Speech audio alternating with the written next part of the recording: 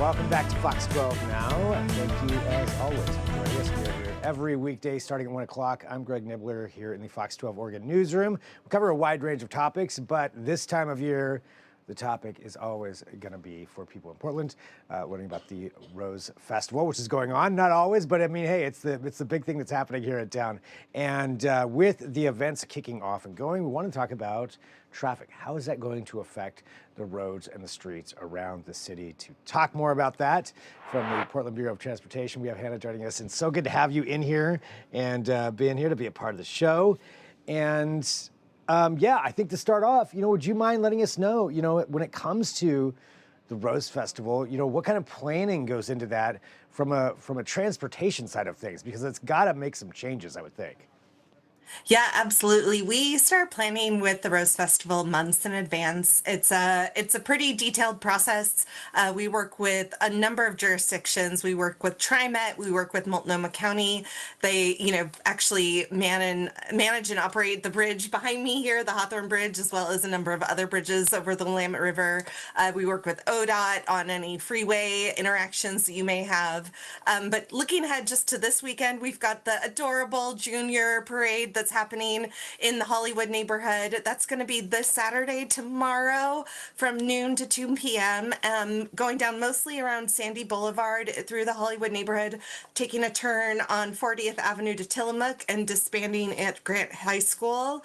That is going to take up Sandy Boulevard mostly, so you're going to want to stay out of that area for that 12 to 2 p.m. time period, and actually probably a little bit beforehand and after, just to make room for folks to set up for traffic control and for that time for pedestrians to get there and out of there afterwards. So really, if you are driving through Northeast Portland, inner Northeast Portland, generally take your time, take those side streets perhaps, and make way for a lot of pedestrians and adorable children who are going to be heading to that event this weekend. Next weekend, we're also going to be having the new and improved Grand Floral Starlight Parade, which is the new combined Grand Floral Parade and Starlight Parade all in one. That's going to be downtown.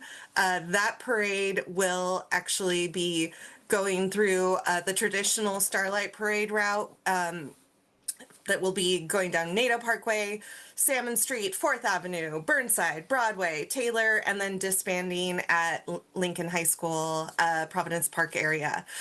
So that's a pretty traditional route that folks should be familiar with. And like in many years past, no motor vehicles allowed on the route unless you are approved as part of the parade. And if you are biking along any of these areas, we are going to ask you to please detour and take a route just outside of that parade route so we can leave that free and clear for all the pedestrians who are going to be attending the parade. Good advice there. And remembering too, those two parades are combined now for that this year, and just seeing how that'll all work out. But I think I think it's going to be so exciting. Actually, it's going to be really, really fun. Yeah, I mean, it'll be one giant celebration, but those are a lot of roads, and a good thing for people to remember, if you're planning on doing any kind of driving around down there, you're not going to be able to. Well, there, both downtown, there are definitely places to get around. If you're planning to head downtown for the parade, our recommendation is to either take transit. There's definitely ways to go, and TriMet will be traveling through there. Even Max trains will be going through, but they will be flagged through a number of areas. So, head down early, possibly, to get a good spot. First of all, you want to get a good spot for the parade watching, but also to get there early and get your place. There will be Smart Park parking garages open, so you could get there as well, but plan also for, we typically see as people head out, your time getting out of that parking garage may take a little more time because everyone's trying to get out at once. But there's definitely street parking available. You might just have a little more competition than usual. So again, pack your patience. Transit is a fantastic option, and biking is also a fantastic traffic option. The weather should be pretty great. So if you want to bike down, there's plenty of bike parking all around downtown. And you can bike down and park and then bike on home. That's a great way to get around as well.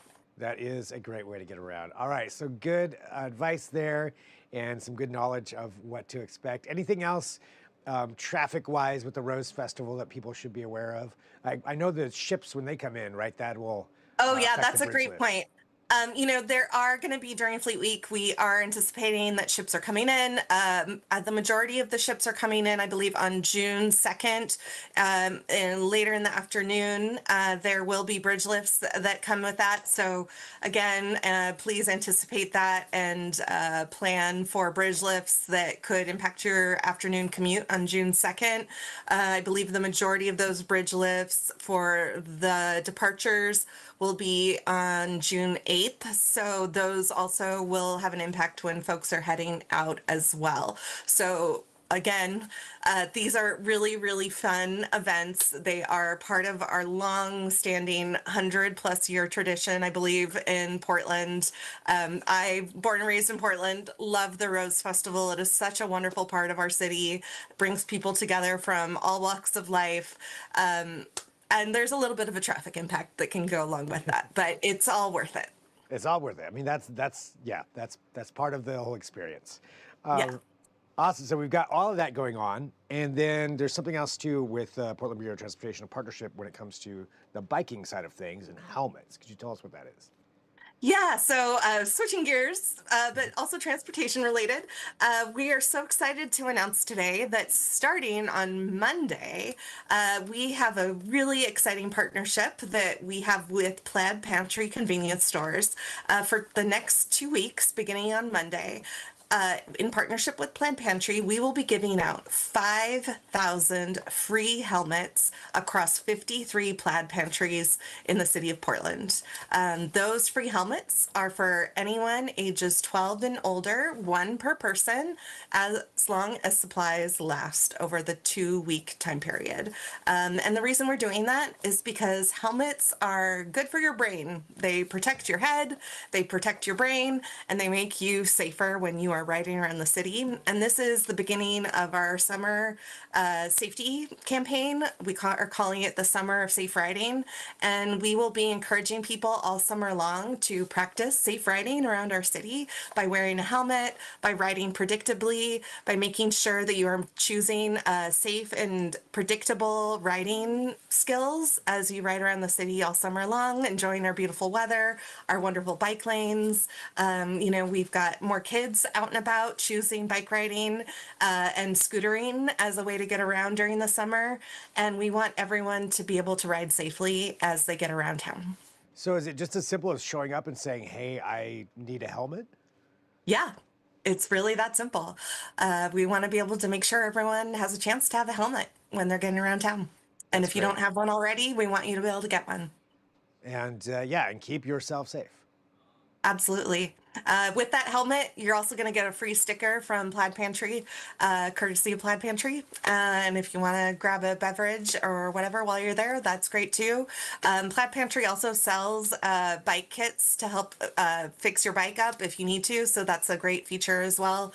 But we're just really glad to have this partnership, and they have locations all over town. So it makes it really accessible to folks to be able to get that helmet whatever neighborhood you may be in. And so it's a really natural partnership for us to be able to make those helmets accessible for really anyone all over Portland. And could you remind me again from what time to what time this is taking place? So this is starting Monday, June 1st. Plaid Pantries are open 24/7. We are offering it for the 2-week period, June 1st for 2 weeks, or as long as supplies last. And those helmets are available for anyone 12 years and up. They are for one per person. So that's our request, one per person. And that's the deal. All right. Well, Hannah, thank you so much for joining us and having time to talk about all of this and the excitement that's going on around town and free helmets. So a lot that we've just packed in here in a short amount of time. So I appreciate you, as always, joining us. And for anybody who wants to check out more information or follow up on any of the things we talked about, what's the best place for them to go to for that? You can go to portland.gov/transportation. All the information we talked about is available on PBOT's website. All right. Awesome. Hannah, great to talk to you. Great to talk to you as well. Have a great summer, everyone. Yeah, nice. All right, and for everybody watching, we are live streaming here. We're going to take a quick break. We're going to come back.